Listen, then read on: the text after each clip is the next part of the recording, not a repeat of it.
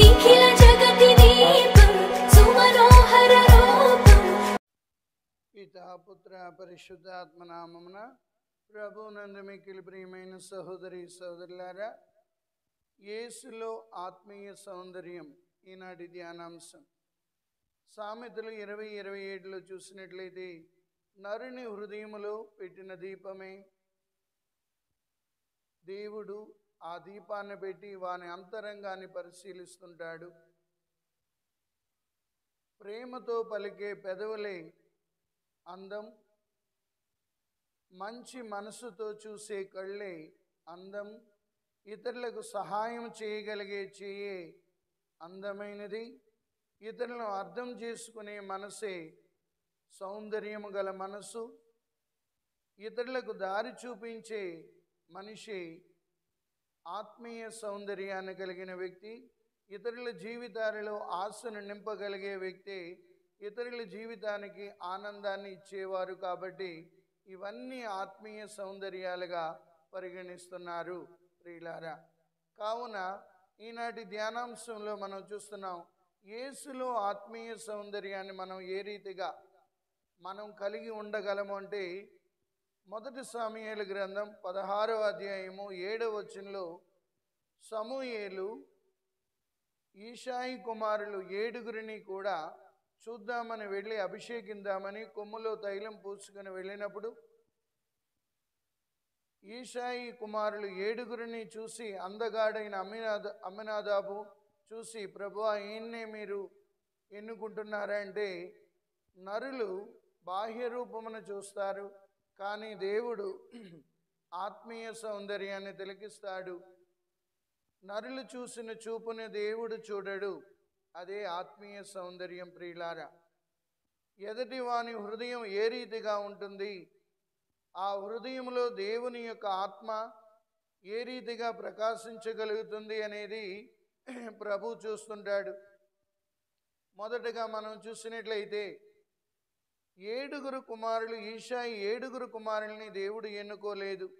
ఆఖరి వాడైన దావీదులో యావే ప్రభు ఆత్మీయ సౌందర్యాన్ని చూసాడు.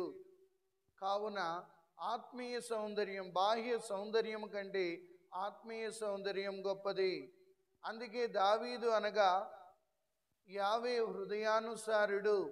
ఆయన ఆత్మ, ఆ ఆత్మీయ సౌందర్యం దావీదుది అంత చక్కగా ఉందని దీని అర్థం ప్రియులారా.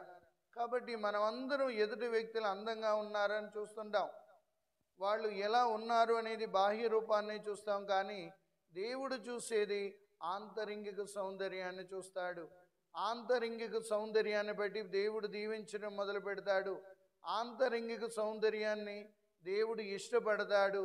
అందుకే దేవుడు ఆత్మలో వాసమై ఉంటాడు. ఇది మనం గుర్తించాలి.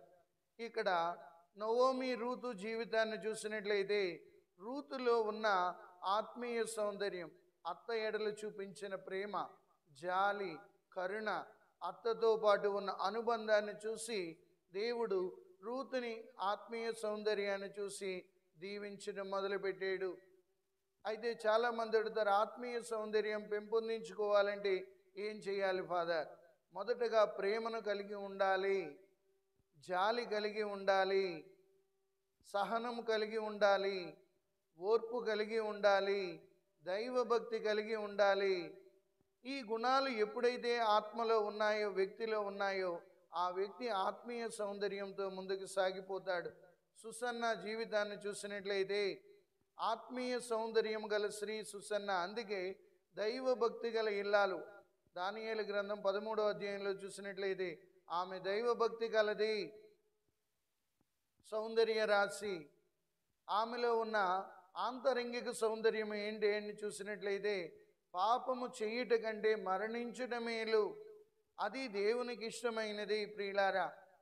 సో సుసన్నాని దేవుడు గొప్పగా దీవించడానికి కారణం ఏంటంటే, ఆవిడలో ఉన్న ఆత్మీయ సౌందర్యం, దైవభక్తి, ప్రేమ, జాలి, కరుణ, ఇవన్నీ ఆవిడలో కలబోసి ఉన్నాయి. అందుకే దేవుడు సుసన్నాని గొప్పగా దీవించాడు. సుసన్న ఆత్మీయ సౌందర్యాన్ని కలిగి ఉంది. ఇక మరొక స్త్రీని చూసినట్లయితే ఆత్మీయ సౌందర్యం కలిగిన స్త్రీ ఎస్తేరు రాణి. అషర్వేతు రాజు యొక్క భార్యగా నిలబడ్డానికి కారణం ఆమెలో ఉన్న ఆత్మీయ సౌందర్యాలు. హామాను చెప్పినప్పుడు తన జాతి వాళ్ళు నశిస్తారన్నప్పుడు ఆమె చేసిన ప్రార్థన, ఆమెలో ఉన్న దైవభక్తి, ఆమెలో ఉన్న ఉపవాసం ఆవిడ్ని దేవునికి ఇష్టమైన బిడ్డగా తీర్చిదిద్దే సాతాను మీద విజయాన్ని సాధించింది, కుట్రల మీద విజయాన్ని సాధించింది. కాబట్టి ఆత్మీయ సౌందర్యంతోనే మనం దేవుని యొక్క బిడ్డలుగా ఎదగలం. ఈనాడు మనుషులు మనం ఆ బాహ్య సౌందర్యం కోసం ప్రాకులాడుతున్నాం, వెంపర్లాడుతున్నాం, కానీ ఆత్మీయ సౌందర్యం కోసం ఎంతవరకు ప్రతి క్రైస్తవుడు క్రైస్తవురాలు ప్రయత్నించగలుగుతున్నారు? దేవుడు అందుకే పరిశుద్ధ వాక్యం చెబుతుంది, మానవుడు లోకమునంతటినీ సంపాదించి తన ఆత్మను కోల్పోతే లాభమే ఉంది అన్న మాటతోనే మొత్తం తన జీవితాన్ని మార్చుకున్నాడు ఫ్రాన్సిస్ షౌరు వారు. కావున ప్రియులారా, ప్రేమ, జాలి, దయ, కనికరము, సహనము, ఓర్పు, దైవభక్తి ఈ సుగుణాలను మనం అలవర్చుకున్నప్పుడు యేసుక్రీస్తులో ఆత్మీయ సౌందర్యంలో ఎదుగుదాం. ప్రభు మిమ్మందరినీ ఆశీర్వదించి కాచి కాపాడునుగాక. ఆమేన్.